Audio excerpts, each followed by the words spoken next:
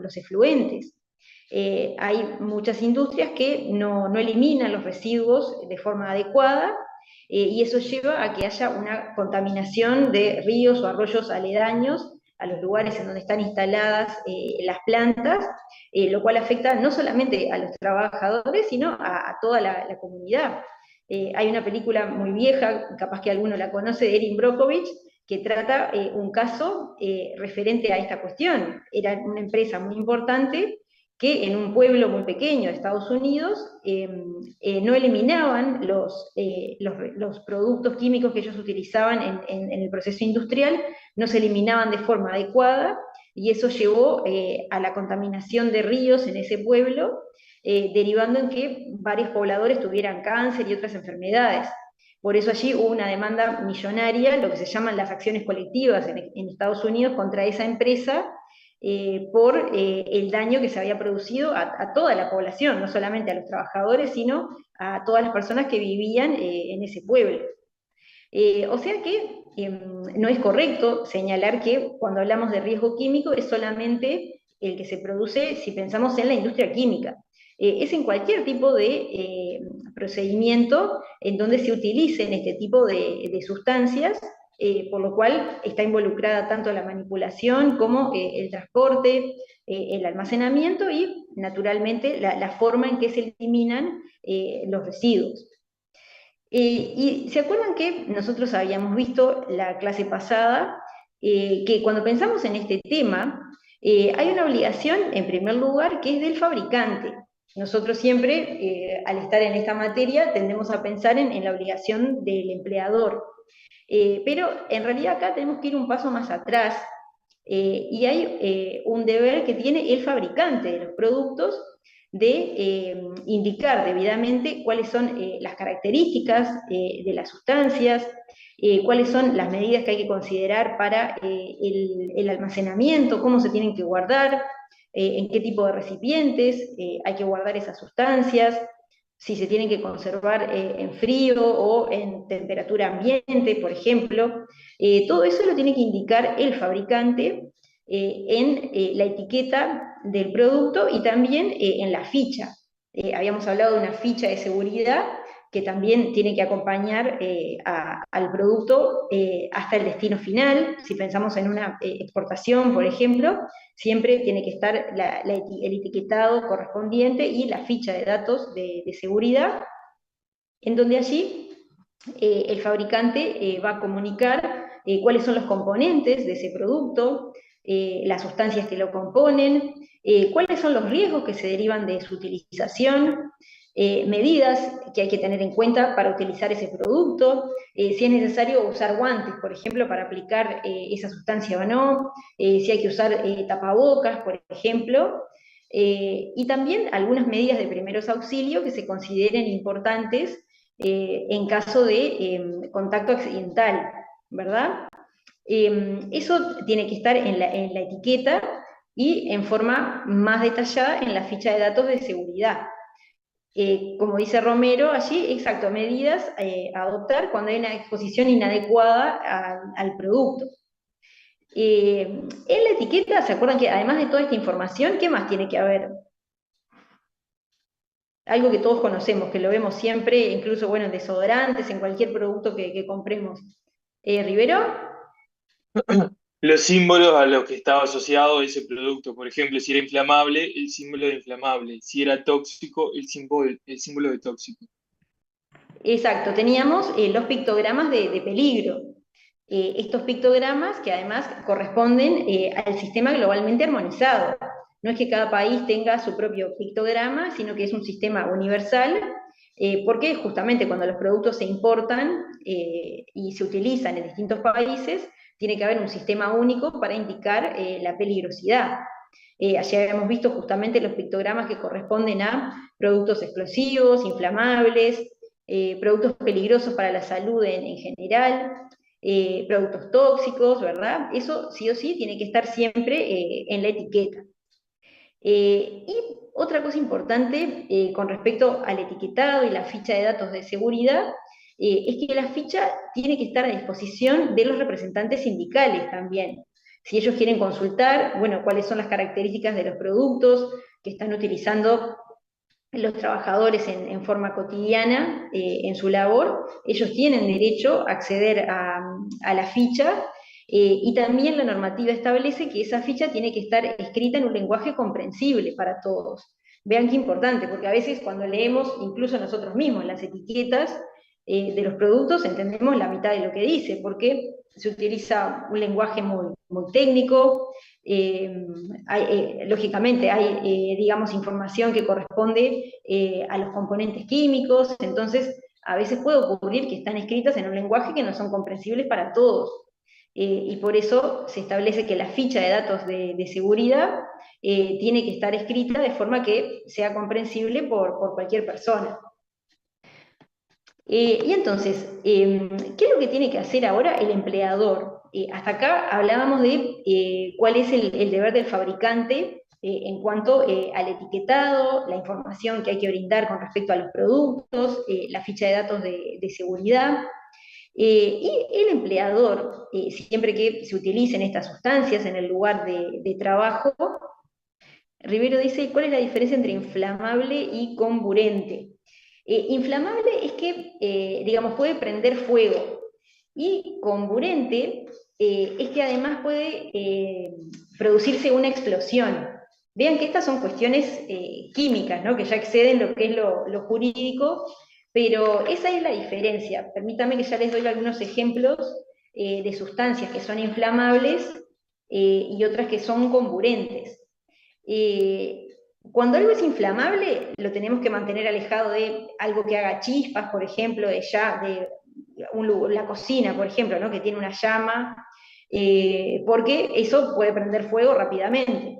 Este es el caso de los aceites, por ejemplo, derivados del petróleo, algunas grasas que se utilizan en algunas industrias, en talleres mecánicos, por ejemplo.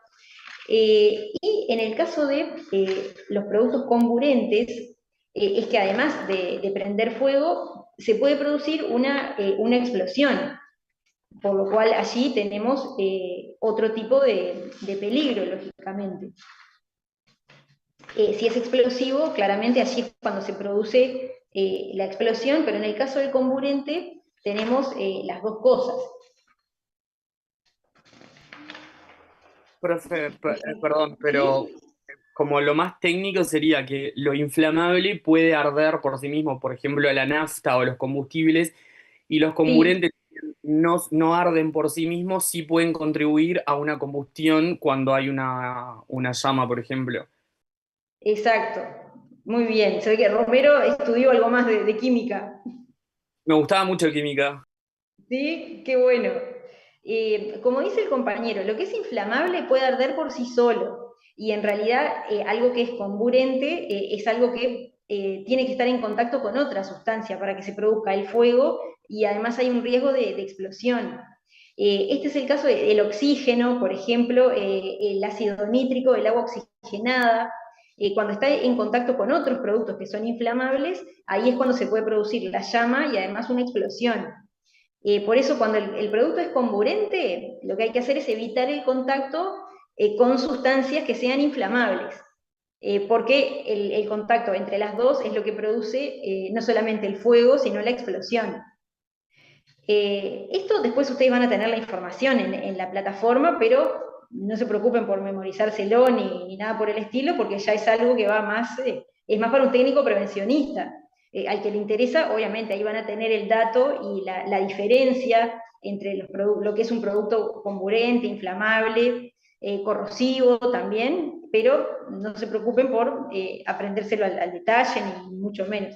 Si les interesa, por supuesto, pero vieron que ya es algo que va más allá de lo jurídico.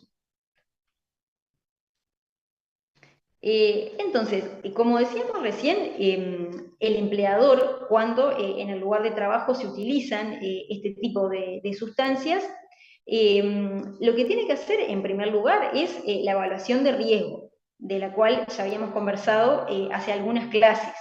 Hay que determinar si hay o no agentes químicos peligrosos en el lugar de trabajo y evaluar cuáles son los riesgos para la salud y la seguridad de los trabajadores. Y esto siempre tiene que hacerse en forma conjunta con los delegados sindicales en la Comisión Bipartita de Salud. ¿Se acuerdan que en la clase anterior habíamos comentado que el decreto 291 del 2007 establece la obligatoriedad de que en todos los lugares de trabajo haya una comisión bipartita de salud y seguridad, en donde se van a abordar todas las cuestiones que preocupen a los trabajadores en relación a estos temas, y allí, en el marco de la comisión bipartita, es que se tiene que elaborar la evaluación de riesgos.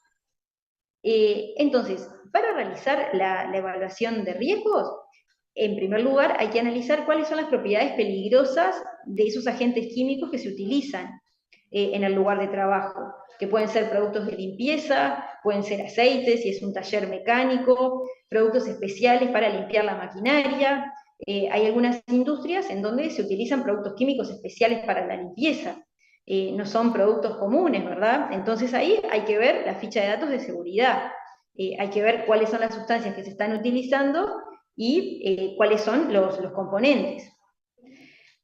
También es importante evaluar cuáles son las cantidades que se utilizan y que están almacenadas en el establecimiento. No es lo mismo que sea un producto que se utilice una vez por semana para una limpieza general, a que sea algo que los trabajadores están todo el día en contacto con eso. Hay evaluaciones, por ejemplo, que son muy estrictas, que se hacen en las fábricas de perfumes. Parece una tontería, uno dice, qué lindo el olor a perfume, pero en realidad en ese caso, vean ustedes que los trabajadores están expuestos de forma permanente a sustancias que pueden ser muy nocivas desde el punto de vista respiratorio. Entonces ahí el tema de la cantidad utilizada y el nivel de exposición es muy importante y hace la diferencia. Quizás hay una sustancia que puede ser peligrosa, pero si se utiliza una vez cada tanto y en volúmenes muy reducidos, naturalmente el daño va a ser menor. Por eso, vean allí que el artículo 4 del decreto 307 del 2009 nos dice, bueno, hay que analizar las características de los productos, eso es bien importante, pero también hay que ver en qué cantidades se utiliza esa sustancia, en qué cantidades se utiliza y cuántas están en el depósito, por ejemplo. Porque capaz que en uso el volumen no es tan importante, pero hay la cantidad de recipientes que están almacenados en el depósito es importante, y allí puede haber un riesgo de incendio, supónganse. Así que todo eso hay que considerarlo en la evaluación de riesgos, que van a hacer conjuntamente los trabajadores y empleadores. Hay que ver el nivel y la duración de la exposición, cuánto rato de la jornada, si pensamos en una jornada de 6 horas, 8 horas, cuál es la duración de esa exposición a los productos. Y acá hay que incluir todas las actividades. Cuando se hace la evaluación de riesgos hay que incluir las actividades cotidianas de la empresa y también algunas que se realicen de forma ocasional, como las de mantenimiento. Capaz que para algún proceso de mantenimiento se utilizan algunos productos específicos para el mantenimiento de las máquinas, y eso se hace una vez cada tanto, una vez por mes, por ejemplo, cada 2 meses, pero de todas maneras eso hay que considerarlo. También otra cuestión que hay que tomar en cuenta es la cantidad de trabajadores expuestos. Cuando pensamos en esto del nivel y la duración de la exposición, ¿no? Que decíamos, bueno, de toda la jornada, ¿cuáles son las horas en que los trabajadores están expuestos? También hay que ver la cantidad de trabajadores que están involucrados, es decir, cuántos trabajadores utilizan esos productos, cuáles son los puestos que pueden estar más afectados. Capaz que, si pensamos en una planta industrial, el personal administrativo no está tan expuesto, y tenemos que marcar otros cargos, ¿verdad? Los cargos que corresponden a la actividad de planta propiamente. Eso también hay que diferenciarlo, ver bien cuáles son los cargos que están expuestos y la cantidad de trabajadores que hay en cada uno de esos cargos. Entonces, en base a la evaluación de riesgos, es necesario elaborar el plan de prevención, es decir, a efectos de ver cuáles son las medidas de prevención primero que nada tenemos que haber completado esta evaluación de riesgos, ¿verdad? Y los resultados, naturalmente, siempre se le tienen que comunicar a los trabajadores, porque son quienes están haciendo la tarea y quienes están expuestos a este tipo de riesgos.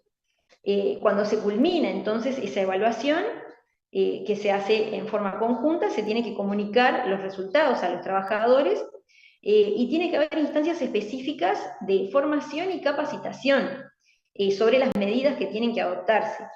Esto está en el artículo 10 del decreto 307 del 2009, y es algo que también lo menciona el convenio 155 de la OIT. ¿Se acuerdan? El convenio sobre salud y seguridad en el trabajo habla justamente de la importancia de la formación sobre estas cuestiones.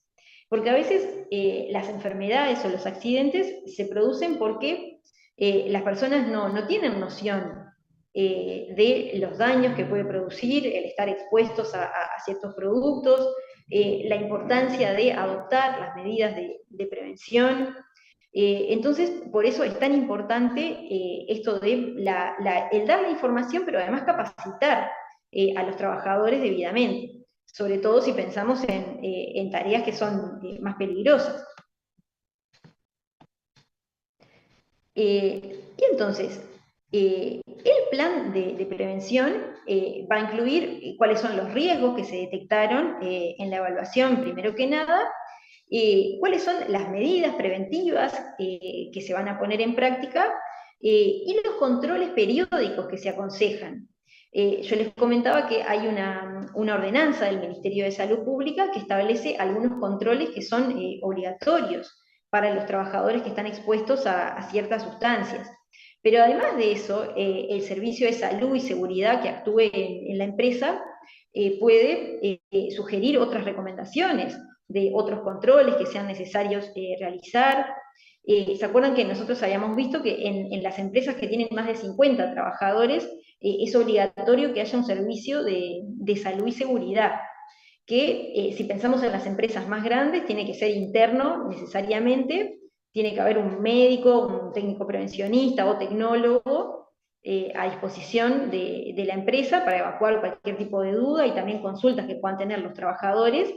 Y en las empresas medianas, digamos, ahí puede ser interno el servicio de salud y seguridad, o puede ser externo, se puede contratar con alguna emergencia móvil. Ahora hay muchas emergencias que dan ese servicio a las empresas, y entonces, en este caso, ya sea el servicio interno o externo, integrado por el médico y el técnico prevencionista, pueden dar sugerencias acerca de cuáles serían los controles a los cuales tienen que someterse los trabajadores. Y entonces, ¿se acuerdan que cuando pensamos en las medidas de prevención, decíamos que siempre tenemos que ir paso a paso? Hay una especie de escalera que vamos subiendo en cuanto a las medidas de prevención. Nosotros no empezamos por el tema de los guantes, los equipos de protección personal. ¿Se acuerdan que hace un tiempo era cuando se entendió esta necesidad de prevenir los riesgos? Se decía, bueno, damos los equipos de protección personal y con eso ya queda solucionado. En realidad este siempre es el último paso. Nosotros primero tenemos que empezar por analizar si es posible eliminar el riesgo de raíz. Por eso siempre se habla de atacar el riesgo en la fuente. ¿Y cómo se ataca el riesgo en la fuente? Sustituyendo ese agente químico por otro menos peligroso, siempre que sea posible. Por eso es lo primero que hay que analizar. Sustituir, ver si es posible sustituir ese agente por otro que sea menos peligroso. Si eso no es posible, si no podemos eliminar el riesgo en la fuente, tenemos que ver cómo se puede minimizar el riesgo a través de la organización de los sistemas de trabajo. Tenemos que ver cuál es la cantidad de trabajadores que van a estar expuestos. ¿Es necesario que todos los cargos estén en contacto con esa sustancia o no? O en realidad, por la tarea que hay que hacer con ese producto, sería un número reducido. Eso es algo que se puede evaluar desde el punto de vista de la organización del trabajo. También se puede ver si hay algún mecanismo que permita que los trabajadores no estén en contacto directo con la sustancia. Si se puede aplicar a través de un spray, que los trabajadores no tengan que aplicar ese producto con sus propias manos, por ejemplo, sino que puedan utilizar un spray, por ejemplo. Ahí vean ustedes que el contacto se reduce casi a cero. En algunas industrias, por ejemplo, cuando los trabajadores tienen que manipular sustancias peligrosas en algunos frascos, ellos tampoco lo toman nunca con las manos, utilizan unas especies de joystick para manejar el robot, ¿verdad? Unas especies de manos que son las que toman el frasco con el producto. Pero el trabajador nunca lo toma directamente, no agarra el frasco en sus manos, sino que maneja como un joystick, ¿verdad? Que va a mover una mano mecánica que es la que va a tomar ese producto. Vean ustedes que ahí son medidas desde el punto de vista de la concepción y la organización de los sistemas de trabajo. Ahí es bien importante el rol de los ingenieros industriales, ¿no? Que son especialistas en diseñar procesos industriales de manera segura. Y después, por último, vamos a lo que son los equipos de protección personal, ¿verdad? Una vez que ya diseñamos los procesos de manera segura, se están utilizando los equipos que son los correctos, pasamos a lo que es el proporcionar del trabajador los equipos de protección personal. ¿Se acuerdan que los equipos de protección personal, cuáles son los más comunes?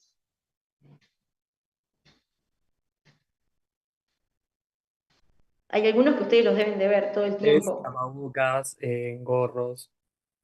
Exacto, el gorro es muy habitual cuando se trabaja con productos alimenticios, por ejemplo, ¿no? En lugares en donde se envasa té, café, yerba, por ejemplo, se utiliza gorro permanentemente. El tapabocas, si pensamos en el contacto con sustancias químicas, es fundamental el tapabocas. Porque, supónganse, si se le da al trabajador ese joystick, ¿no? Para manejar la mano mecánica que toma el frasco, etcétera, pero el trabajador no tiene tapabocas, de todas formas allí hay una exposición importante. ¿Qué Creo que más? Además del gorro. calzado especial hay, por ejemplo, para algunas industrias químicas también, justamente por los productos corrosivos o, o- o ácidos y eso que entonces tienen como calzados especiales. Exacto, calzado especial, puede ser calzado especial con puntera, si pensamos en lugares que trabajan con productos cortantes, no tanto para productos químicos, pero sí, si se trabaja con productos cortantes, tienen que tener zapatos con puntera. ¿Qué más? ¿Qué les parece? ¿Algún otro elemento de protección que hayan visto? La otra que podría ser también es la ropa especial, no sé, un pantalón especial, alguna camisa especial, que, o sea, que Por impida supuesto. que penetre el químico en la piel, y guantes, no sé si se dijo. Exacto, los guantes. Perfecto, los Anteojos guantes. también faltaron. Anteojos es muy común. Sí, las antiparras, ¿no? Las antiparras que son más cerradas que los anteojos, y eso evita, por ejemplo, salpicaduras, el contacto del producto con los ojos, sin duda. Como decía Rivero, el hecho de proporcionar ropa especial. Hay algunas industrias en donde los trabajadores tienen que usar trajes que sean no inflamables, por ejemplo, por las sustancias que se utilizan, los productos con los que están en contacto. También si pensamos en los trabajadores de los hospitales, cuando trabajan en sala cerrada, como en CTI o en otros sectores, también tienen una ropa especial que solamente la pueden utilizar en ese lugar y no se puede utilizar afuera. Muy bien, y después otra cuestión importante es la adopción de medidas higiénicas adecuadas, es decir, cuidar lo que es la limpieza de las maquinarias, de las herramientas de trabajo, también reducir al mínimo la duración y la intensidad de las exposiciones. Esto que decíamos, ¿no? Bueno, tratar de que sea la menor cantidad posible de trabajadores que utilicen esos productos y también que la intensidad de la exposición en cuanto a la cantidad de horas sea la mínima posible, ¿verdad? Estas son otras medidas que están sugeridas en el decreto 307 del 2009. Y después van a ver ustedes que tenemos otras medidas de prevención que están en el decreto 406 del 88, ¿verdad? Van a ver que el decreto 406 no es tan detallado como el 309. El 309 está elaborado con un enfoque más moderno. Si ustedes ven el capítulo referente a los riesgos químicos en el decreto 406 del 88, es mucho más escueto, pero contiene algunas pautas que son importantes. Por ejemplo, con respecto al almacenamiento, eso que decíamos al principio, que a veces justamente los problemas y las enfermedades se producen porque los productos no se guardan de manera adecuada o no se trasladan de forma adecuada en los recipientes que corresponden. Esto lo que hace, no permite aislar el agente. Por eso el decreto 406 dice que siempre el envase debe realizarse en recipientes que sean adecuados y herméticos. Cualquier producto químico tiene que guardarse en un recipiente que sea hermético. A veces vemos en algunos lugares de trabajo que no se utilizan recipientes adecuados. Entonces, cuando el cierre no es hermético, eso hace que haya vapores u olores en el lugar de trabajo, y eso puede llevar a enfermedades de tipo, infecciones de tipo respiratorio a posteriori. Por eso, justamente, se dice que hay que aislar el agente, evitando y reduciendo el escape. Y por eso es fundamental, como dice el decreto 406 del 88, que el cierre sea hermético. Otra cuestión importante es que los productos químicos no se pueden guardar en cualquier lado, se tienen que almacenar en lugares que sean acondicionados a tal fin. No corresponde tener los productos de limpieza en la oficina o en el comedor, ¿verdad? Donde las personas hacen su media hora de descanso, donde van a almorzar. Tienen que estar en depósitos acondicionados con este fin. Y además tiene que haber una indicación de que en ese lugar hay productos químicos peligrosos. Tiene que haber una señalización, ¿verdad? Para que cualquier persona que ingrese sepa que ahí se están guardando sustancias que eventualmente pueden llegar a ser perjudiciales para la salud. Otra cosa importante es que esos lugares no deberían ser de libre acceso. No es que cualquier persona puede entrar a esos sitios donde se almacenan los productos que se utilizan para mantener las máquinas, por ejemplo, o si es una fábrica de pinturas, imagínense, bueno, el depósito donde se almacenan todas las pinturas no debería ser de libre acceso para todos. Solamente debería acceder el personal que está debidamente capacitado. Tiene que haber personal designado por la empresa para ingresar a esos depósitos, y además tiene que ser personal con la capacitación correspondiente. Acá volvemos a lo que decíamos hoy de la importancia de la formación en estas cuestiones. Que esto es algo en lo que el convenio 155 de la OIT hace mucho hincapié. La importancia de formar y capacitar a los trabajadores en estas cuestiones. Después, si pensamos en el transporte de los productos, tienen que ser en camiones cerrados, el transporte tiene que ser adecuado para trasladar este tipo de sustancias. A veces vemos en las noticias que se producen derrames en la ruta porque los camiones no eran adecuados, ¿verdad? Los productos no se estaban trasladando de forma adecuada y segura, y eso puede producir daños muy importantes, no solamente a los trabajadores, sino al resto de la población. Imagínense un derrame de una sustancia tóxica en una carretera o en la calle. Por eso el traslado siempre tiene que hacerse de manera segura. También en el caso de bidones, por ejemplo, cuando hay que trasladar algunos recipientes grandes o bidones en el lugar de trabajo, si pensamos en una planta, por ejemplo, una planta industrial, se tiene que hacer con esas carretillas con plataforma que ven ustedes allí. Vieron que no es la carretilla común que se usa en la construcción, que esa carretilla se inclina. Ahí vean ustedes que si la carretilla se inclina, hay un riesgo mayor de volcado.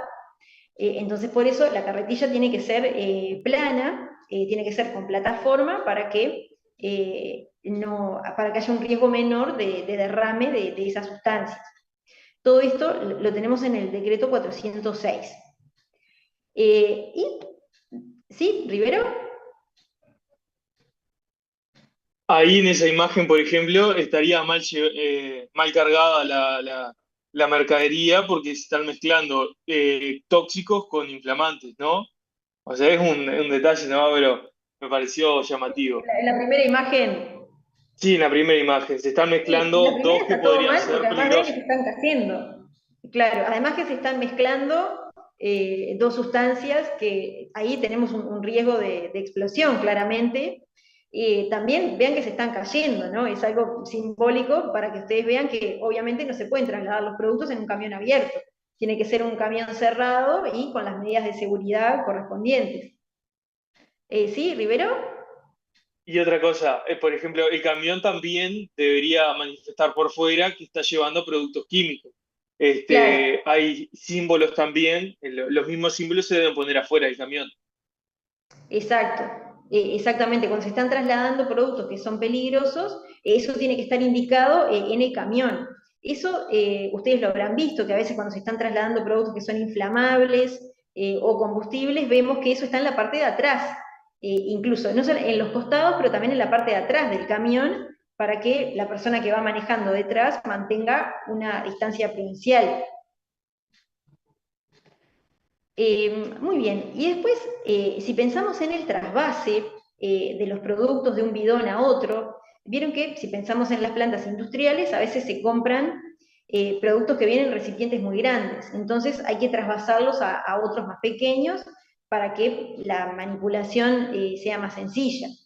Ahí lo que recomienda el decreto 406 del 88 es que el trasvase se realice a través del sistema de bombeo, o sea, como ven ustedes allí, con una especie de manguera, y que no se haga por el vertido directo de un bidón a otro, porque ahí hay un riesgo mayor de derrame. Para evitar justamente ese riesgo de derrame, se sugiere utilizar el sistema de bombeo. Otra cuestión importante son las medidas de ventilación. Hay algunos lugares, si pensamos en las fábricas, sobre todo, que capaz que no pueden tener grandes ventanales o no se puede tener la ventana abierta, pero sí es necesario tener algún tipo de sistema de ventilación, como ustedes ven allí. Quizás por el tipo de productos que se están elaborando no es posible tener las ventanas abiertas porque eso afectaría la calidad del proceso, pero sí se tiene que asegurar algún tipo de sistema de ventilación. Y después, en cuanto a las medidas de protección personal, como decíamos hoy, si pensamos en los productos químicos, es fundamental el tapabocas, como mencionaban ustedes, las antiparras, por el tema de las salpicaduras que hoy mencionábamos también, y hay algunos casos en donde se necesita no solamente un tapabocas, sino máscaras especiales, como ven ustedes allí. Eso siempre hay que ver de acuerdo al tipo de actividad y de acuerdo al tipo de producto que se estén utilizando.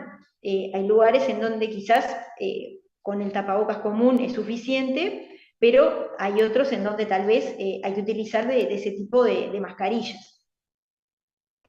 Muy bien, ¿y qué se debería hacer en caso, si hay un accidente? Supónganse que accidentalmente la persona toma contacto con un producto peligroso. ¿Qué habría que hacer? Supónganse si hay una quemadura, la persona se quemó porque por el contacto con un producto químico, ¿verdad? Que le quemó el brazo, hubo un derrame y la persona tiene una quemadura. ¿Qué habría que hacer? ¿Qué les parece? ¿Romero? Primero habría que ubicar a quienes sean los profesionales que entiendan en la materia para que se pueda ubicar cuál fue el producto químico y cómo se trata, porque capaz que si es un producto químico, por ejemplo, algún ácido o algún metal que es radiactivo con agua y uno se quema con, no sé, con agua caliente y lo primero que atina es a poner la mano en agua fría, eso puede empeorar la lesión. Entonces primero sería acudir a los especialistas que estén para eso en la fábrica o en la empresa y después obviamente que ubicar o identificar cuál fue el producto químico y cómo se puede revertir o cuáles son los cuidados posteriores a la exposición. Claro, chequear, bueno, cuál fue el producto que produjo la lesión, ver la ficha de datos de seguridad, ver los componentes, tal vez. ¿Sí? ¿Alguien más había levantado la mano? Disculpen que no llegué a Yo había ver. levantado la mano. A mí me pareció muy Adelante. bien lo que dijo Agustín, pero con la precisión de que primero iría el producto a ver la ficha y después iría con los especialistas. Porque pienso yo que la mejor información va a estar en el producto, que la hizo el proveedor con todas las medidas de seguridad y con toda la responsabilidad del producto, y después iría con el especialista a ver qué me dice para ese caso concreto. Bien. Eso, naturalmente, es algo que hay que hacer, además de informar al Servicio de Salud y Seguridad y llamar a la asistencia médica. Pero en forma inmediata, si nosotros pensamos en primeros auxilios, porque vean ustedes que mientras se busca la ficha de datos de seguridad o se contacta al servicio de emergencia, pueden pasar algunos minutos. Pero entonces, como medida de primeros auxilios, siempre se recomienda lavar con abundante agua. En general es muy difícil que la herida se pueda agravar por el contacto con el agua. Esto de acuerdo a lo que dicen los especialistas, ¿no? Que ya también excede lo jurídico. Pero siempre es recomendable lavar con abundante agua la zona de la quemadura. No es recomendable aplicar hielo porque ahí sí estamos agravando la herida. Y también se recomienda tratar de no despegar la ropa. Si la persona, imagínense, tenía su camisa, el uniforme y eso se le pegó al cuerpo por la quemadura, ahí sí es conveniente no tratar de despegarlo porque podemos agravar la lesión. Todo esto mientras se llama al personal de salud, claramente. Por eso estas son medidas de primeros auxilios. Siempre aplicar agua en primera instancia.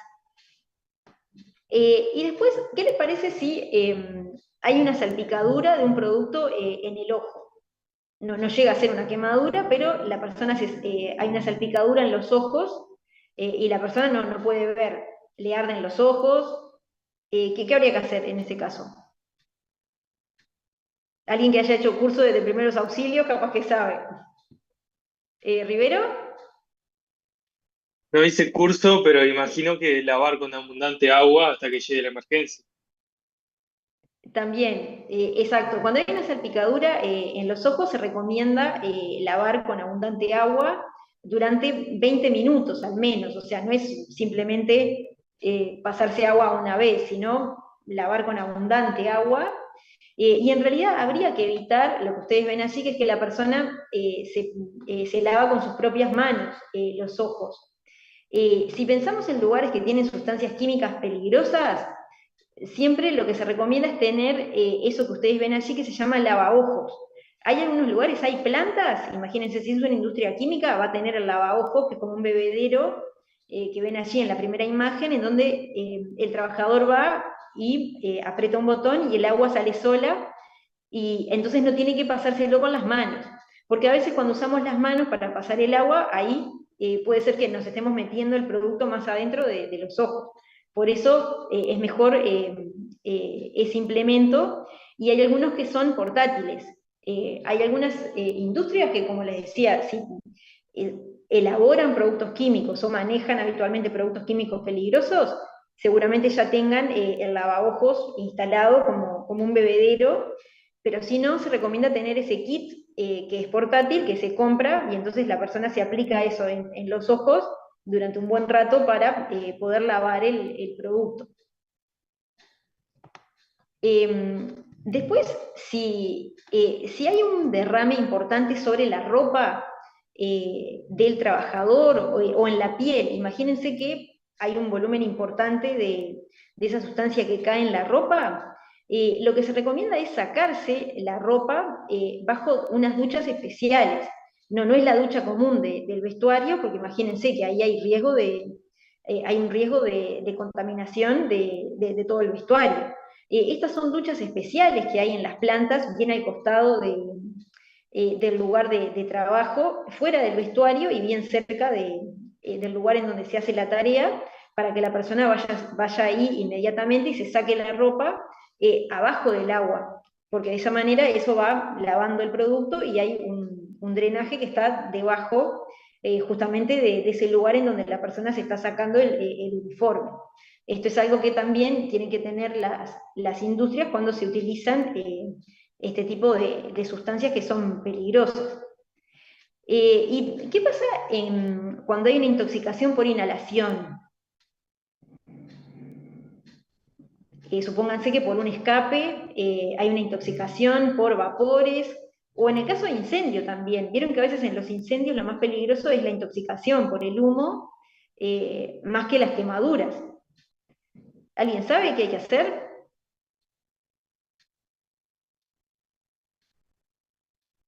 Capaz que alguno estuvo en algún simulacro. Acá lo que se sugiere es tratar de sacar a la persona del lugar lo más rápido posible, es decir, tratar de salir de ese lugar en donde está el humo o donde están esos vapores por el derrame que se produjo, supónganse en la planta. Primero que nada, lo más importante es salir de ese lugar. Y se puede tapar la cara de la persona con gasas, dejando huecos para que respire, porque eso permite, digamos, aislar la sustancia con la cual la persona se intoxicó, y también, si hay personal entrenado, se puede hacer el masaje cardíaco.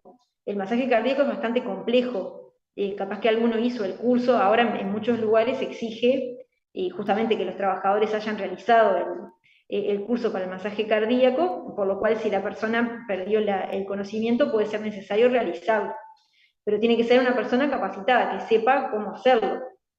¿Rivero? Ese masaje cardíaco, nunca había escuchado ese nombre. ¿Es el RCP? Claro, exacto. Vieron que hay que saber cómo hacerlo, dónde presionar, porque no es en cualquier lugar, o sea, la idea es tratar de ayudar a que la persona vuelva a respirar por sí sola, pero justamente para eso hay que hacer el curso correspondiente. No sé si tienen alguna duda, alguna pregunta sobre este tema, algo que no haya quedado claro. Yo tenía una pregunta respecto Sí. más arriba cuando hacíamos la evaluación de riesgos, que es como erradicar no, ¿cómo fue que dijimos? Ah, De sustituir el... erradicar el riesgo de raíz, de la Claro. fuente. No, pero era, sí, en la fuente sustituyendo ese agente químico por otro menos peligroso, pero que Sí, cumpla la misma función que el original, digamos, o el que se pretendía usar con más peligro. claro, por supuesto. Por eso esto no siempre es posible, ¿verdad? Es el primer paso. Es decir, siempre desde la teoría de lo que es la prevención de riesgos en materia de salud, hay que empezar por eliminar el riesgo en la fuente. Esa es la base. Ahora, si eso no es posible, porque puede ser que capaz que no haya otro producto químico que sea menos peligroso y que cumpla la misma función. Entonces, si eso no es posible, ahí es cuando seguimos con las otras medidas de, bueno, cómo se va a organizar el proceso para reducir el riesgo. Si no lo podemos eliminar en la fuente, lo que hay que hacer es reducirlo. ¿Y cómo lo reducimos? Lo reducimos con el diseño de procesos industriales seguros. Se puede, hoy en día, con el avance tecnológico, justamente hay muchas formas en que los trabajadores no tienen por qué estar en contacto directo con el producto, como decíamos hoy. Puede ser que utilicen esas robots, ¿verdad? O esa especie de manos mecánicas para tomar los frascos, no tienen que tomarlo ellos directamente. También con la selección de otros equipos de trabajo que sean más seguros, reduciendo la cantidad de trabajadores expuestos, reduciendo la cantidad de horas en que se va a estar expuesto al producto, ¿verdad? Y después llegamos a los elementos de protección personal. Por eso decíamos que es como una escalera, ¿no? Tenemos que ir paso a paso. A veces, como decía Romero, no es posible sustituir el producto, porque puede ser que no haya otro menos peligroso y que cumpla con la misma función. ¿Rivero? Sí, a mí me quedan varias dudas del tema, porque pienso que al ser tanta cosa, tantos requisitos, seguramente en la práctica no se cumplan siempre. Y en base a eso me pregunto, ¿cómo vamos a accionar cuando detectemos, no sé, que se está usando un producto demasiado tóxico y que se podría, no sé, suplantar con otro? o que no se están adoptando las medidas de seguridad, o que, por ejemplo, que no tienen el espacio acoplado a la tarea, que no tienen la suficiente ventilación o que no tienen esa ducha especial o lo que sea. Claro. Vamos directamente al Ministerio de Trabajo, intimamos primero a que se cumplan las medidas. Bien, esto es importante lo que dice Rivero, ¿no? ¿Qué hacemos cuando se comprueba que hay un incumplimiento en alguna de estas medidas? Vieron que acá, dependiendo del tipo de actividad, naturalmente el asesoramiento en primer lugar no viene del lado del abogado en este caso, viene del lado del técnico prevencionista, el servicio de salud y seguridad. Acá la empresa, en primera instancia, para cumplir debidamente con estas medidas de prevención, se tiene que asesorar con el servicio de salud y seguridad para ver cuáles son las medidas específicas que se tienen que adoptar según el tipo según la industria y según el tipo de actividad. No es lo mismo si es un taller mecánico, como decíamos hoy, a si es una fábrica de pinturas, una fábrica de perfumes, supónganse, o si estamos hablando de cualquier otro tipo de planta que solamente utiliza productos de limpieza. Es totalmente diferente. Entonces, por eso la empresa, en primer lugar, se tiene que asesorar con el servicio de salud y seguridad. El abogado puede colaborar en esto, pero como ustedes ya se habrán dado cuenta, el asesoramiento es secundario. Es importante conocer estas normas porque pues se puede hacer un llamado de atención. Si ustedes están asesorando a una empresa, por ejemplo, ¿no? Y comprueban que no le están dando el tapabocas a los trabajadores, no se le dan las antiparras, los productos químicos están guardados en cualquier lado, están en la oficina, bueno, ahí el abogado tiene que hacer un llamado de atención. Pero no es suficiente, es decir, el asesoramiento legal no es suficiente en estos casos. Y cuando se detecta un incumplimiento, los trabajadores, en primer lugar, lo pueden plantear a la Comisión Bipartita de Salud y Seguridad.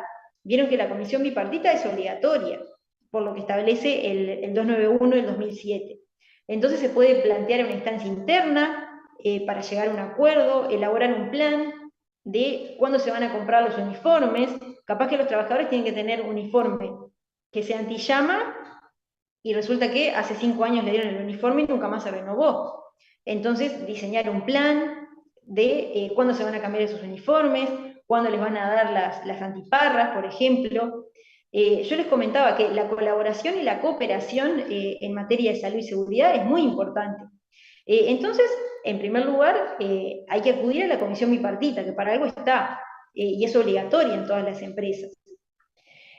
Ahora, sí, nosotros vemos que ya se hicieron los esfuerzos por tratar el tema en la comisión bipartita. Hubo varias reuniones, se hicieron los planteos, se le hizo llegar a la empresa las quejas que había en cuanto a que los productos se guardaban en cualquier lado, que no había un depósito. Capaz que los trabajadores exigieron, bueno, que se armara un depósito como marca el decreto, con el cartel correspondiente, con los trabajadores capacitados que pueden ingresar, y la empresa no hizo nada, pasaron 2 meses, 3 meses y sigue todo igual. Y bueno, eventualmente se puede presentar la denuncia en la inspección de trabajo. La inspección de trabajo justamente tiene un área que se dedica a todo lo que son condiciones ambientales de trabajo, es decir, al control de toda esta normativa que estamos viendo. En la inspección de trabajo hay 3 sectores.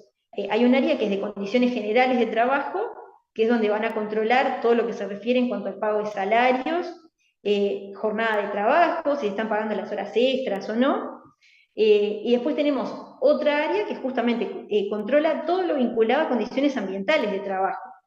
Si se están dando los elementos de protección, si hay un depósito correspondiente para almacenar los productos, todo esto que estuvimos analizando en las últimas clases.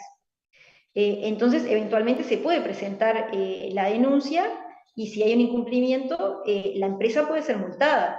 Se le puede imponer una multa o una observación, ¿verdad? Un llamado de atención para que se cumplan esas medidas.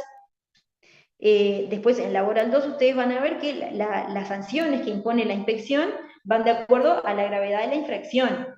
El decreto es muy específico, el que regula las infracciones, y ahí justamente se dice, de acuerdo a la gravedad, cuál es la sanción que se puede imponer. Pero sin duda, eventualmente se puede llegar a presentar la denuncia, y cuando el trabajador contrae una enfermedad profesional o hay un accidente de trabajo, porque no se cumplieron las medidas de seguridad, eso también va a tener una protección correspondiente.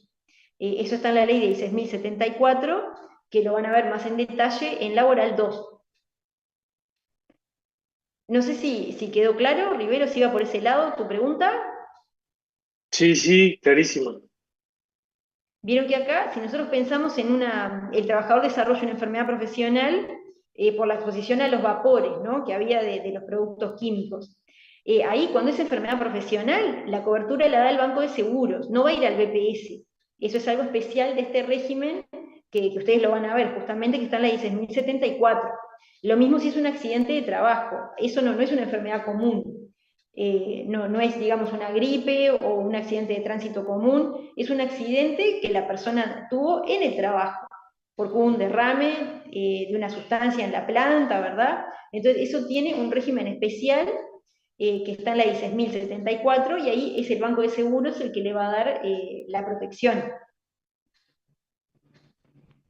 Muy bien, después yo les voy a dejar la bibliografía para este tema. Acá es bien interesante los materiales que están en la página web del Instituto Nacional de Salud del Trabajo en España.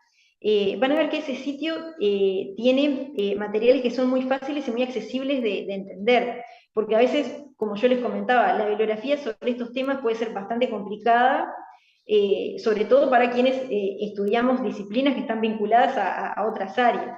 Pero realmente los materiales que están en la página del Instituto de Salud y Seguridad de España son muy interesantes, y ahí ustedes van a tener ese link, y para los otros riesgos también vamos a utilizar bastante la bibliografía que está disponible y que elabora el instituto.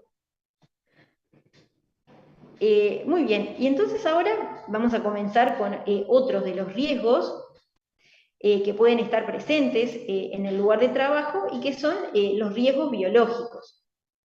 ¿Se acuerdan que yo les decía que siempre que hablamos de un riesgo, desde el punto de vista de la salud y la seguridad, es la posibilidad de que ocurra un daño, ¿no?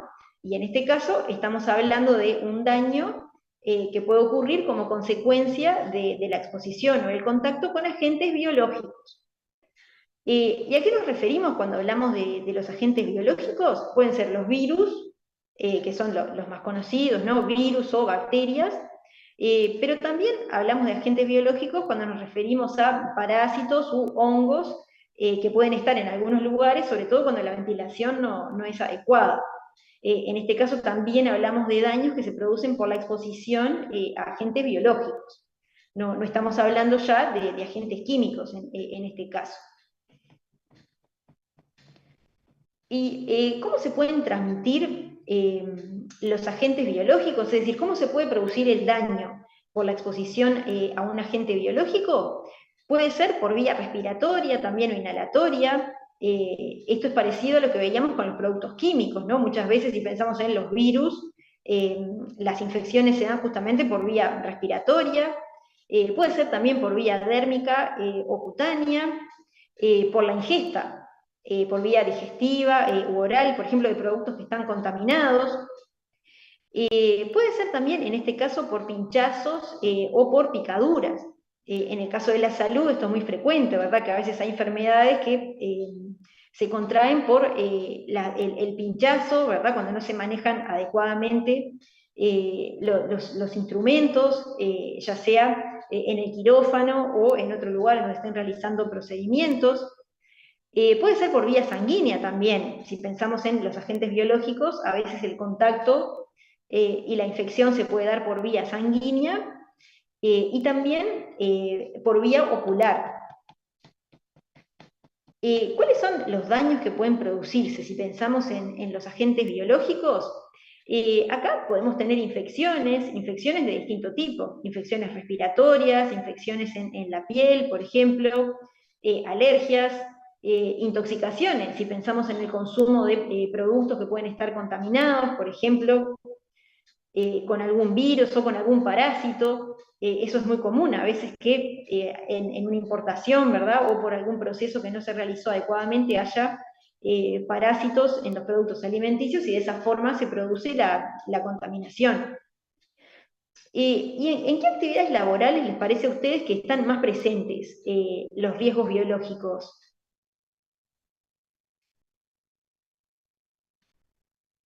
¿Sí, Rivero? En las actividades agrarias y en la salud. Sin duda, en la actividad rural. ¿Qué pasa en la actividad rural? ¿El trabajador está en contacto con qué? ¿Sí? Por ejemplo, con heces de animales que pueden tener tétano, hasta, por ejemplo, las jeringas con que vacunan a los animales que se pueden pinchar ellos mismos y transmitirse alguna enfermedad. Exacto. El contacto con los animales, como dice Rivero, el contacto con los animales y también con las heces de los animales, ¿verdad? Ahí el grado de exposición es muy importante si pensamos en la actividad rural. ¿Y en dónde más? ¿Qué es lo primero que se les viene a la mente si pensamos en contacto con agentes biológicos, con virus, bacterias? En la pandemia eso lo vimos muy claro. Ya lo dijo el ¿Cuáles eran los compañero, dijo en trabajadores que la estaban salud. en la primera línea? En la salud, Allí. lo dijo el compañero, dijo agrarios y salud. Ah, perdón que no lo escuché. Sí, allí otra compañera en el chat ponía los trabajadores de la salud. Sin duda, son los que están en la primera línea de fuego, ¿verdad? Pero además de estos sectores, estos que mencionaban ustedes son los más importantes. Pero también hay un grado de exposición de relevancia si pensamos en la industria de la alimentación. Lo que yo les decía, que a veces cuando los procesos no se hacen de manera adecuada, puede ser que haya hongos o parásitos que vienen en el té, por ejemplo en el café, y entonces en el proceso de envasado se puede producir la contaminación. Si pensamos en el caso de actividades de construcción y mantenimiento de edificios, si pensamos en el mantenimiento sobre todo de imagínense las cloacas, ¿verdad? O las graseras a veces en los edificios, ¿verdad? En los laboratorios de diagnóstico e investigación, en los laboratorios donde se hacen los análisis de orina, por ejemplo, de materia fecal, también el análisis de sangre, ahí también hay una exposición importante, que no quiere decir que no se pueda reducir, ¿verdad? Y es donde vienen las medidas de seguridad y de prevención, pero son lugares en donde el riesgo está presente. En lugares donde se hacen procesos industriales biotecnológicos, eliminación de residuos y limpieza urbana. Vieron que si pensamos en la eliminación de residuos, hay en muchos lugares incluso en donde los trabajadores reciben una prima por tarea insalubre. Que vean ustedes que la prima en realidad no es que elimine el riesgo, ¿verdad? Lo que se está haciendo es compensar la penosidad de esa tarea. Pero claramente ahí lo más importante es dar los implementos de protección y de seguridad que sean adecuados. El tapabocas es muy importante, los guantes también. Acá en Montevideo se utilizan los camiones que son más modernos, pero si pensamos en el interior, siguen usando los mismos camiones que se usaban hace muchos años, en donde el trabajador está casi en contacto directo con la basura. Y ahí el riesgo desde el punto de vista biológico es bien importante. Trabajadores que realizan labores en el saneamiento público, por ejemplo, o en contacto con aguas residuales. Ven ustedes que son varios sectores los que pueden estar afectados, además de la salud y de la actividad rural, ¿verdad? Siempre lo primero que se nos viene a la mente son los trabajadores de la salud y también los trabajadores rurales, como decía Rivero, pero vean ustedes que hay varios sectores que pueden estar afectados.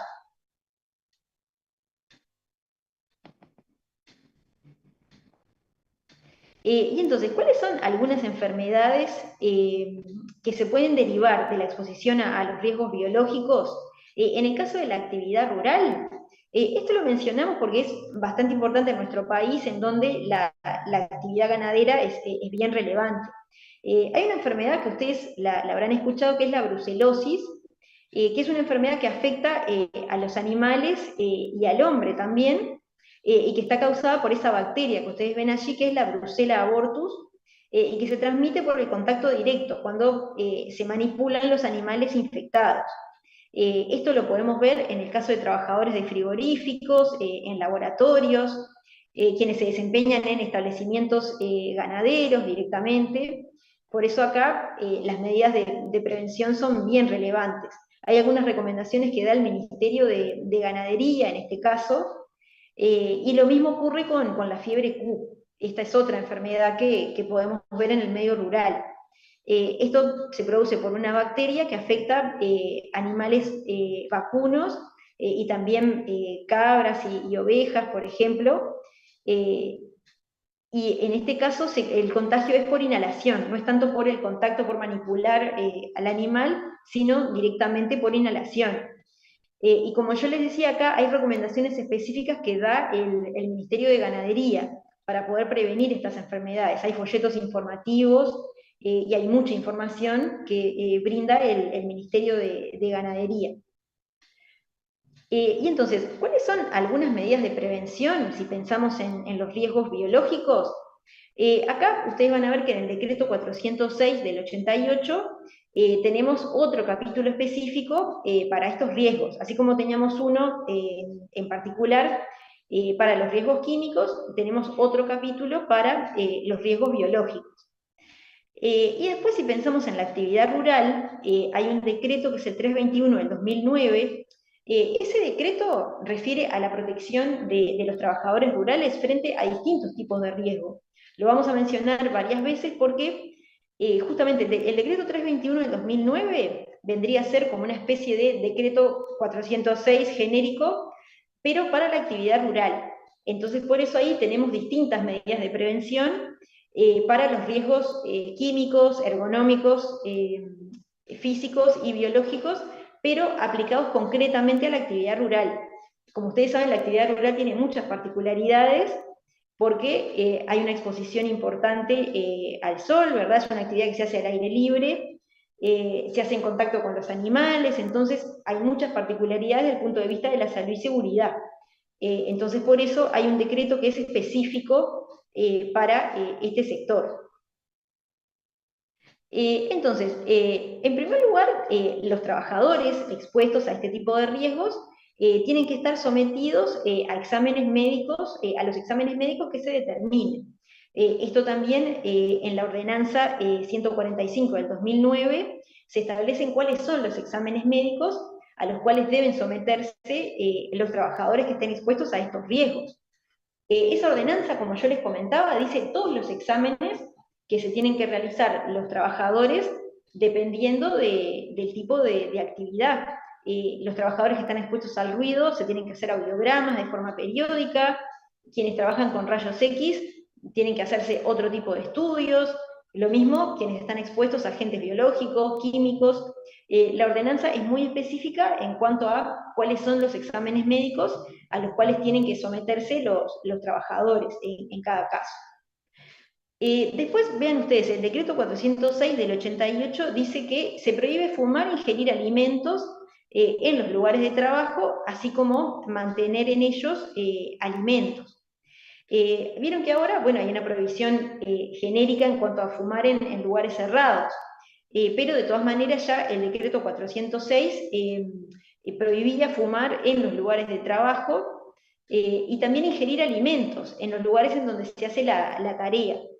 Vieron que esto es complejo en cuanto a la ejecución, el hecho de no comer en el lugar donde se trabaja, porque a veces vemos en las oficinas que esto pasa permanentemente, que los trabajadores comen en el escritorio en lugar de ir al comedor, y eso, vean ustedes que si la persona capaz que ni se lavó las manos, estaba con la computadora y así como estaba con la computadora después se puso a almorzar, ahí hay un riesgo de contaminación.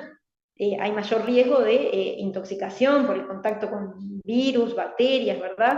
Entonces, por eso el decreto establece que se tiene que comer en el lugar designado a tales efectos, en el comedor, si la jornada es continua. ¿Se acuerdan que nosotros veíamos? El comedor es obligatorio, si la jornada es continua, tiene que haber un comedor en la empresa. Y si no es continua, el trabajador puede retirarse, puede ir a su casa a almorzar o puede ir a otro lugar y después volver. pero es importante tratar de no comer en el mismo lugar en donde se está haciendo la tarea. Incluso a veces vemos que hay trabajadores que están sentados en la vereda, ustedes lo habrán visto, ¿no? Que capaz que no tienen lugar en la empresa y eso tampoco corresponde, que estén sentados con la vianda en la vereda. Eso a veces se ve en la cuadra de facultad, por ejemplo. Después, el lavado de la ropa de trabajo en los lugares en donde hay riesgo biológico, tiene que hacerla el empleador por personal entrenado y evitando además mezclar esa ropa con otra que sea para un uso diferente. O sea, si pensamos en los centros hospitalarios, el lavado de la ropa la tiene que hacer el empleador. Esto en las mutualistas grandes tienen un lavadero propio o a veces se terceriza. Esto es algo que hoy en día lo tercerizan, ¿verdad? El lavado de ropa. Pero ustedes también habrán visto que a veces hay trabajadores de la salud que se van a su casa con el mismo uniforme que estaban atendiendo a los pacientes. Eso muchos de ustedes lo habrán visto seguramente, ¿no? O sea que el cumplimiento de esta norma es un poco relativo. Es cierto que los centros hospitalarios tienen que tener un lavadero o tercerizarlo, lo pueden tercerizar también si quieren, pero es obligatorio que el lavado de ropa se haga en el propio establecimiento y además no se puede mezclar con otro tipo de ropa. Imagínense que si el trabajador se lleva el uniforme a su casa, lo va a lavar con la ropa de sus hijos, ¿verdad? Del resto de su familia, y eso no corresponde, porque el riesgo de intoxicación es mayor. Muy bien, después, si pensamos en el caso de los laboratorios, ¿no? Que hoy decíamos que los laboratorios de análisis son otro lugar en donde el riesgo biológico está presente. Entonces acá lo que se prevé es que cuando corresponda, tienen que instalarse cabinas para el trabajo con materiales infectantes, a efectos de que la aislación sea mayor. Es decir, no es que las personas realicen el análisis en una mesa común, sino que tienen que ser cabinas que aseguren la aislación de las operaciones más peligrosas. Cuando hay que hacer un análisis de sangre, por ejemplo, de materia fecal, se tienen que utilizar esas cabinas de seguridad. También es importante desinfectar de manera inmediata las herramientas utilizadas, las pinzas, por ejemplo, o cualquier instrumento que se haya realizado en el análisis en el laboratorio. ¿Qué forma de desinfección han visto ustedes? En las peluquerías se utiliza algo parecido, capaz que lo vieron.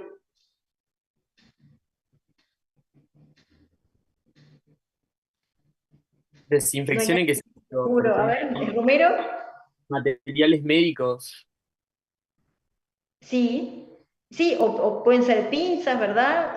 O algunos pequeños cuchillos que se utilicen. Acá estamos hablando del laboratorio, ¿no? Pero sí, puede ser lo mismo en el caso del bloque quirúrgico. ¿Cómo se desinfectan esas herramientas? Ah, o en laboratorios también, sí, con productos especiales. Claro, hay productos especiales y hay una especie de cabina también que es un desesterilizador, que las herramientas se dejan allí un buen rato y eso permite esterilizarlas nuevamente, ¿verdad? Además de los productos, se utilizan esas cabinas especiales. Después, con respecto al desecho de las gasas, algodones, ¿verdad? En el centro hospitalario, eso no se puede tirar en cualquier lado. Se tiene que tirar en bolsas de residuo que estén debidamente identificadas. Ustedes quizás habrán visto esas bolsas, ¿verdad?, que tienen el logo correspondiente a riesgo químico, riesgo biológico. No se pueden mezclar con los residuos comunes, digamos. Tienen que ser herméticas y tienen que estar separadas de otros residuos. Muy bien, ¿alguna otra medida que se les ocurra, además de estas que vimos hasta ahora? ¿Otra medida de prevención?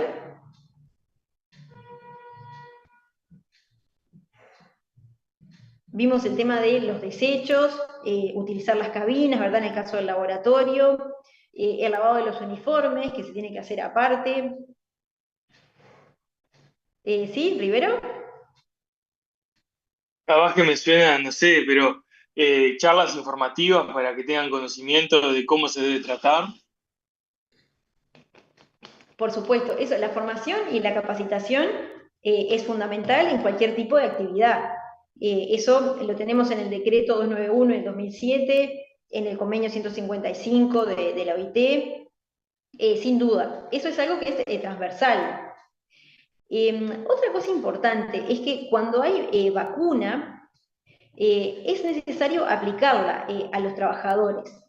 Hay algunas situaciones en donde hay una vacunación que es obligatoria para el ganado, para la exportación de ganado, por ejemplo. Y eso, cuando es obligatoria la vacuna, eso permite evitar la transmisión de enfermedades a las personas, a los trabajadores, ¿verdad? Pero hay otros casos en donde puede ser que haya vacunas que sean obligatorias para el propio personal.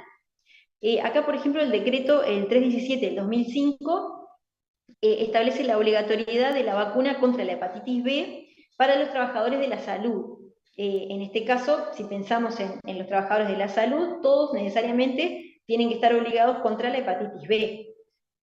Cuando estuvimos en el marco de la pandemia, bueno, también se establecía la sugerencia de que se vacunaran contra el COVID. Vieron que allí no era obligatorio, no se llegó a establecer la obligatoriedad, pero era una sugerencia. En el caso de la vacuna contra la gripe, hoy en día también no es obligatorio, no es lo mismo que en lo que vemos allí con la hepatitis B, pero siempre se sugiere al personal de salud que se vacunen contra la gripe. Y después, esto está vinculado con lo que decía recién Rivero, ¿verdad? De la importancia de la información y la capacitación al trabajador. Cuando se realizan tareas en el medio rural, ¿verdad? Con animales, explicar, bueno, cuál es la forma correcta de manejo del animal, cuáles son las medidas de higiene personal que hay que adoptar.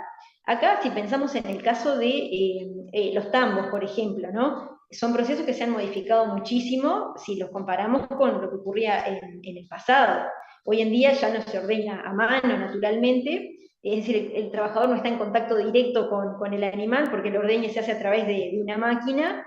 Vean que allí se ha modificado el proceso justamente para hacerlo de forma no solamente más rápida, sino más segura, pero hay otras medidas de precaución que hay que adoptar.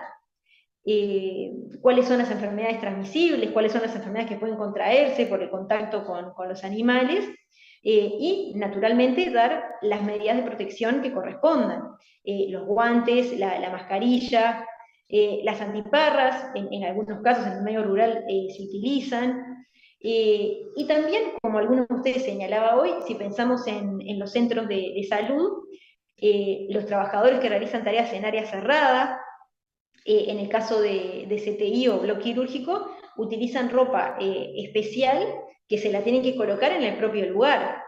Acá en la pandemia había procedimientos incluso más estrictos, ¿no? De cómo se tenía que colocar la ropa y dónde tenían que sacarla, ¿verdad? Hay ropa que directamente se desecha, ni siquiera se lava en forma separada, sino que directamente se desechaba al salir del bloque, por ejemplo.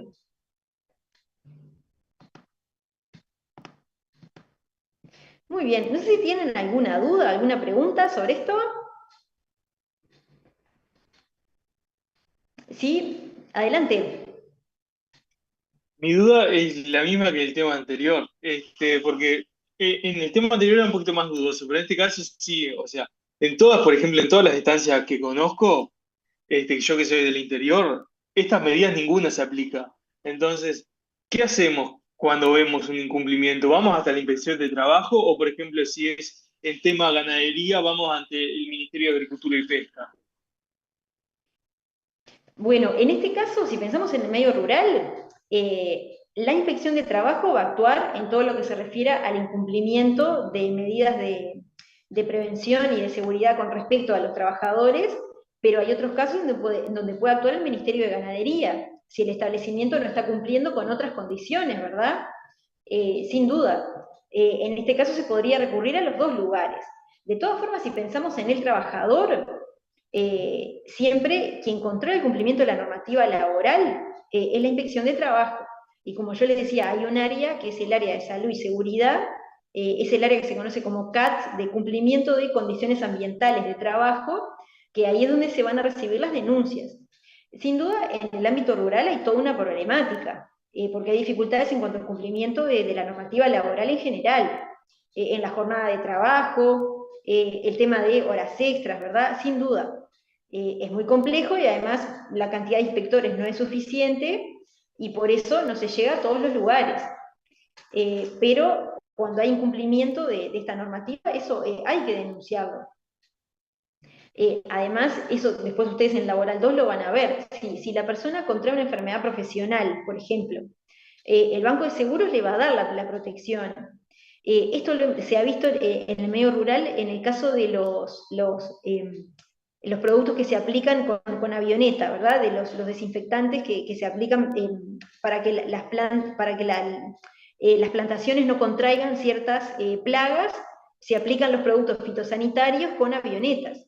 Y a veces ni siquiera se controla que los trabajadores se hayan retirado. Entonces hay personas que han sufrido enfermedades por el contacto con esos productos fitosanitarios, por ejemplo. Eso es una enfermedad profesional, porque se contrae en el trabajo. Pero además, si nosotros entendemos que hay un incumplimiento grave de las normas de seguridad y prevención, como sería ese, ¿no? De que se estén aplicando productos con una avioneta y se tira y no se chequea de que no haya trabajadores en el lugar. Eso sería un incumplimiento grave y ahí la persona podría reclamar un monto superior directamente ante el empleador. Además de la protección que le va a dar el Banco de Seguros, ¿no? De la certificación médica, lo que corresponda. Eso ustedes después en Laboral 2 lo van a ver, eso está en la 16.074, que más allá de que esté cubierto por el Banco de Seguros, cuando hay un incumplimiento realmente grave de las normas de seguridad y prevención, imagínense, o trabajadores que están trabajando con animales y nunca se les dio tapabocas, guantes, en fin. Cuando realmente hay un incumplimiento muy grave, además del subsidio que brinda el Banco de Seguros, el trabajador puede accionar directamente por daños frente a la empresa. Puede hacer un reclamo laboral, ¿verdad? En sede judicial. No sé si alguien más tenía alguna duda o pregunta. No, yo quería saber nada más